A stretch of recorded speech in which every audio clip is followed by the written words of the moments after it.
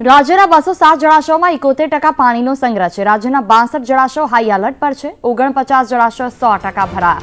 49 જળાશયોમાંથી 35 જળાશયો સૌરાષ્ટ્રના છે તો 15 જળાશયોમાં 80 થી 90% પાણીનો સંગ્રહ થયો છે।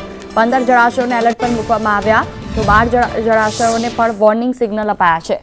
ઉત્તર ગુજરાતનું સૌથી ઓછું 29.50% પાણી છે। 15 જળાશયોમાં સૌથી ઓછું 29.50% પાણી છે। સરદાર સરોવરમાંથી 87.03% પાણીનો સંગ્રહ છે। તો રાજ્યના જળાશયોમાં નવા નીરની આવક થઈ છે। લગભગ તમામ જળાશયો 70 થી 80% જેટલા ભરાઈ ગયા છે। હજી પણ કેટલાક જળાશયો કે જે 100% ભરાવાને આરે છે। 15 જળાશયોને હાલ તો એલર્ટ પર પણ મૂકવામાં આવ્યા છે તો 12 જેટલા જળાશયો કે જેમને વોર્નિંગ સિગ્નલ આપવામાં આવ્યા છે।